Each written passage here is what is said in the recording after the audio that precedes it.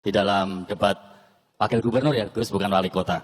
Pertanyaannya begini Gus, saya ini jalan-jalan kampanye ke 35 kota kabupaten. Ada kemudian nemu problem pendidikan, ternyata ada pelarangan studi tour maupun wisuda untuk anak SMA SMK. Nah, kalau menurut pandangan Gus Yassin gimana ke depan? Terima kasih. Ingin ditambahkan Bapak?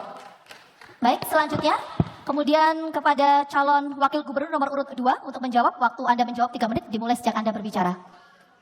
Terima kasih Mas Hendy yang saya sayangi. Dari awal sampai sekarang Mas Hendy selalu bertanya, kok rasa-rasanya tendensius terus ya? Seandainya saya jawab ini juga nggak baik. Seperti wakil gubernur tadi sudah disampaikan oleh Mas Hendy akan memberikan masukan kepada gubernur. Itu pun saya sudah melakukan Mas.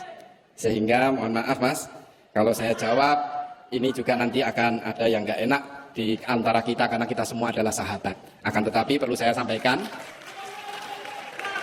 bahwa apa yang ditanyakan oleh Mas Hendy, bagaimana kita melakukan study tour yang mana itu ada pelarangan. Sebenarnya yang dilarang itu bukan study tournya Mas, akan tetapi pungutan-pungutan yang tidak diperbolehkan oleh undang-undang, oleh perda yang dilakukan oleh stakeholder yang ada di sekolahan. Karena memang sekolah negeri itu diatur sedemikian rupa, karena sekolah negeri itu dibiayai oleh APBD. Kita tahu, saya juga pengelola Mas pendidikan, kami memiliki pendidikan. Maaf ya Mas, kalau saya ngomong tolong bisa didengarkan supaya jenengan juga ikut paham bahwa sekolah-sekolah swasta diperbolehkan kok Mas melakukan study tour, sehingga nanti regulasinya aja yang harus diatur.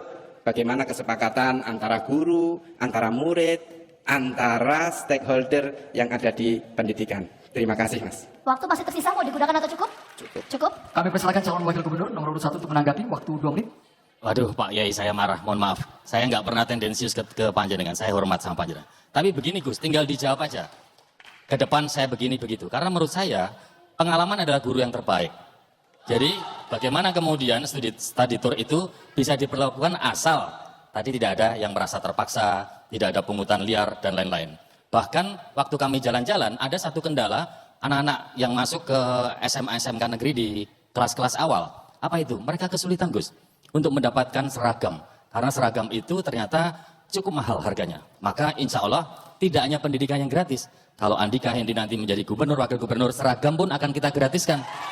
Supaya masyarakat yang ada di Provinsi Jawa Tengah ini bisa kemudian merasakan bagaimana konsep pendidikan dengan mudah, gratis, dan juga bermanfaat untuk masyarakat. Yang berikutnya, beasiswa juga kita akan berikan, kemudian juga bagaimana mengintensifkan program magang. Senang ya kalau nanti anak-anak SMA, SMK kita bisa ke Jepang, ke luar negeri, dan lain-lain. Jadi itu pasti akan menambah ilmu mereka. Dengan pengalaman dan jaringan yang dimiliki Pak Andika dan kita teman-teman kita semuanya, saya rasa proses magang sampai ke luar negeri itu bisa dilakukan. Dan itu akan membuat pengalaman, wawasan adik-adik kita yang ada di SMA, SMK negeri ini bisa bertambah banyak. Dan begitu, pada saat mereka pulang ke Indonesia, mereka pulang ke Jawa Tengah, mereka kemudian akan bisa mendapatkan atau menularkan pengalamannya, wawasannya selama di luar negeri tersebut. Yang tidak kalah penting adalah guru-guru. Nanti guru-guru juga akan kita perhatikan kesejahteraannya. Terima kasih. Ya. Masih ada waktu? Masih ada waktu Bapak cukup? Baik, selanjutnya calon wakil gubernur nomor urut 2 untuk menanggapi balik. Waktunya 2 menit. Terima kasih Mas Hendy telah membenarkan apa yang saya sampaikan bahwa dirembuk antara guru, siswa, dan stakeholder sivitas pendidikan yang saya sampaikan tadi. Saya rasa Mas Lutfi, gubernur saya tadi sudah memberi nerangkan. Kita memiliki program sekolah gratis. Guna apa? Tadi disampaikan ada, kita beri seragamnya. Bukan hanya seragam, buku pelajarannya kita juga akan beri. Tadi sudah disampaikan semuanya.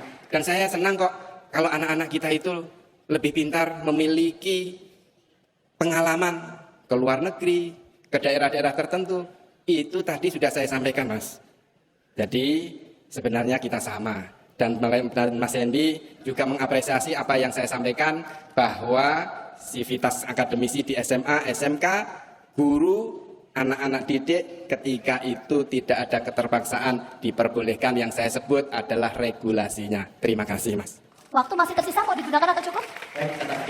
Ada beberapa hal yang perlu saya sampaikan terkait dengan anak-anak didik kita. Jadi yang paling pokok adalah mereka yang miskin ekstrim, kita akan berikan beasiswa ke luar negeri. Termasuk mereka yang hafal Al-Quran, kita biayai untuk berangkat ke Turki maupun Timur Tengah. Ini merupakan suatu inisiasi agar bagaimana siswa-siswa kita tidak hanya studi tour di dalam negeri, tetapi bisa keluar negeri dengan potensi kemampuan yang dimiliki oleh anak-anak kita. Sehingga ke depan anak-anak kita tidak mempunyai hal yang sifatnya lokal. Keluar negeri pun jadi apabila itu sesuai dengan ketentuan, kapasitasnya, dan sesuai dengan apa yang dia inginkan. Terima kasih. Debat Pilgub Provinsi Jawa Tengah semalam itu membuat kita tegang, kemudian tertawa teman-teman ya. Kenapa? Karena yang pertama ya, pada saat Mas Hendy ini bertanya kepada Gus Yassin ya, atau wakil gubernurnya Ahmad Lutfi ya.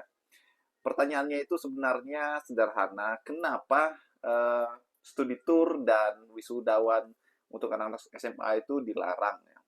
Kemudian yang menarik adalah ketika Mas Hendy ini bertanya teman-teman, ada sesuatu hal yang gagal fokus ya, yaitu Muhammad Lutfi yang sebenarnya dari tadi tuh cengar-cengir teman-teman ya. Entah kenapa dia cengar-cengir, yang ujung-ujungnya gigi palsunya itu copot teman-teman. Dan mungkin banyak orang yang tidak fokus tentang hal ini ya, mungkin tidak ada yang memperhatikannya. Tapi kalau teman-teman perhatikan di video tadi bahwa gigi palsunya itu copot teman-teman, dan syukurnya itu tidak jatuh ya, dan akhirnya diperbaiki lagi. Tapi itu tidak mengurangi makna daripada debat semalam ya, bagaimana Mas Hendy ini bertanya kepada Gus Yassin ya, kemudian Gus Yassin itu malah menjawab, dan seolah-olah pertanyaan Mas Hendy ini tendensius bagi dirinya teman-teman ya. Dan Gus Yassin mengatakan bahwa ya kalau saya jawab nanti ada ya sesuatu yang tidak enak. Saya nggak tahu apa maksudnya. Tapi menurut saya debat semalam itu sangat epik ya, bagaimana antar kedua kubu ini sangat-sangat membuat kita tuh terbuka, ya, bagaimana wawasan mereka, bahkan tadi malam itu terlihat tenang ya, tenang, santai, bahkan yang cukup sedikit emosional tuh Muhammad Lutfi teman-teman ya, dengan suara yang keras dan nada yang tinggi. Bagaimana menurut kalian? Kita diskusi di kolom komentar teman-teman. Sampai jumpa lagi di video berikutnya. Salam.